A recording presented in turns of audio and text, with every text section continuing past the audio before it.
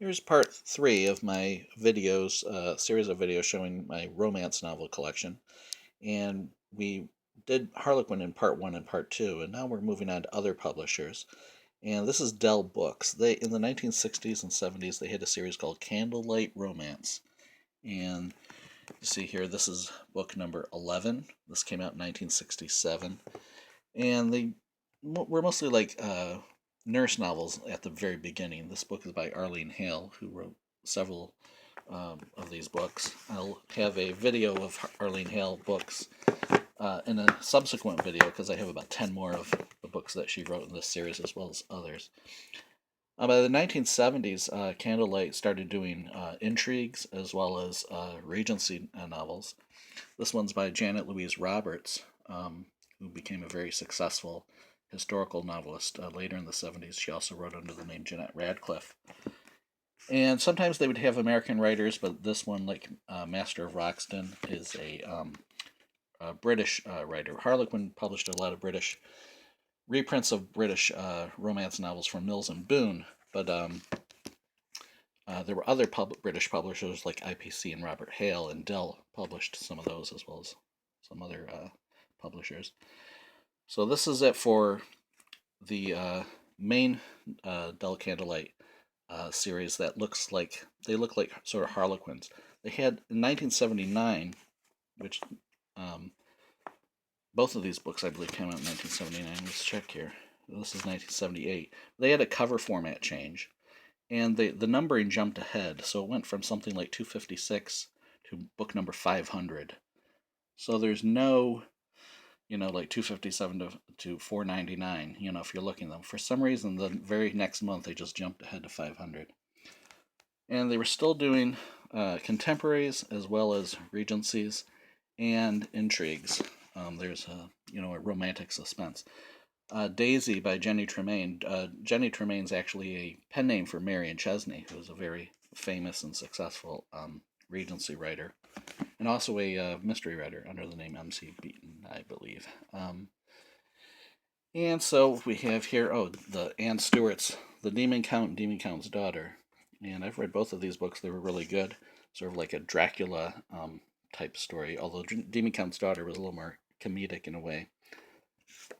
And we have, Dell was doing a lot of these Regency books before a lot of other people were. Like Fawcett was doing Regencies in the 70s, but Signet, didn't really go, full steam ahead on the Regencies till like the 1980s, and of course Zebra as well. So we'll just keep adding these up here. Here's another Anne Stewart, Lord Satan's Bride. This is book 649. I have not read that one yet.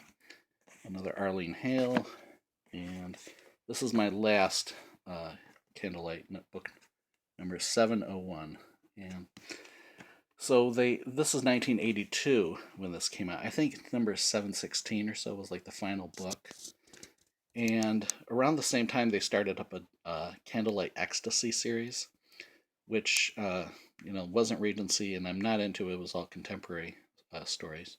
There was also Candlelight Ecstasy Supreme, which were thicker books, sort of like Harlequin's Super Romance, although they were romantic suspense. But again, I don't collect either of those. So the original Candlelight series from 1967 to 1982 is the one that I collect. Let me show you some other publishers here as well that were similar to Harlequin back in the 60s and 70s. And Lancer Books had a series called Valentine Romance in the late 60s, early 70s. These are the only two books I have of their series. This is book 124, and I have 187 there. Fawcett Books had a series called a CAMEO Romance. These were contemporary romances. Again, they're very thin. Later on, they would have their Regency series, but this was before that. Now, in the 1960s, you'll see a lot of books that kind of look like this. They're nurse novels and things like that. They weren't numbered series, but they were very popular in the 1950s and 60s. Airmont Books put out a bunch of romances in the 1960s and 70s. It says an Airmont Romance. The thing to look for with these is that they kept reprinting them over and over, and they would just update the price. You see how it says $1.50 there. So the books originally would come out in the 1960s, and then they would just put out new editions and just new prices on them. Unibook was a series. Modern Promotions was the company. They also did reprints of Charlton comics in the 1970s, but these are two Peggy Gaddis novels. And again, she wrote a lot of nurse novels in the 1960s. And Magnum Books is kind of a mystery to me. Another Peggy Gaddis book there. I've read this one. It was all right. The copyright inside says 1970, but Magnum Books, I believe, was a imprint of Lancer. But the inside, it says Prestige Books, copyright 1970 Lenox Hill, so maybe a reprint of a British book. And then you have some later ones here that have the UPC on the back cover. Usually UPCs didn't appear on books till around 1980, maybe some in the late 70s. And the price, $1.50, kind of indicates that it was, these Magnum books were probably early 80s or around 1980. Now there was another series here I don't have any information about, a Sapphire Romance. And this was 1982, I believe. It's credited to Anne Stanton on the cover. Copyright to Helen Beaumont, 1982. RCA, Direct Marketing. These sort of have a dollar box look to them. And these are McFadden romances. And I think they did over 200 or so of these. These came out by McFadden Books around 1979, 1980. Using mostly unknown writers. I've read both of these books. This first one was kind of sloppy. It almost felt like two books that were kind of stitched together. And this one was a little better, though. I enjoyed it. The thing is, the covers don't have anything to do with the insides. So it's almost like they slapped on covers just for books. So it has a kind of amateurish look to it. It has a kind of, like I said, a dollar store version of Harlequin look to it. And they used a lot of unknown writers. But the funny thing is Diana Palmer, I believe some of her first published work was for this series. And Unibooks, which I mentioned earlier, Modern Promotions, Kim Publishing, I think is what they call them inside in the copyright thing inside here. Unibooks published reprints of these McFadden Romance books, and they're called Encore Romance, and they would publish like 3 books, kind of bound them together in one book. And I used to have some of those, but I no longer do. And let me just show you a few other series here.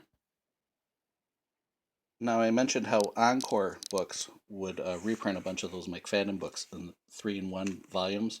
Well, this was something similar. Heather Books. They published, I think, probably about 17 of these things. And they were reprints of British magazine or British novels. And they put them all in one big thing. Now, there was also another reprint series, was House of Romance. There were 18 of these books that came out in 1980, and they all had photo covers, which at the time was kind of uncommon. Nowadays, of course, most romance novels have photo covers. And these are all reprints of British books. You can see they'll have the numbers there, 107. Olga Sinclair, I think, is the only one whose name I recognized as she had written a book that, I think she was a British writer that had a book reprinted as a Dell Candlelight. And we just got a couple more there, and then these ones. So those are House of Romance from 1980. And as far as I know, this is the complete set. There were only 18 books.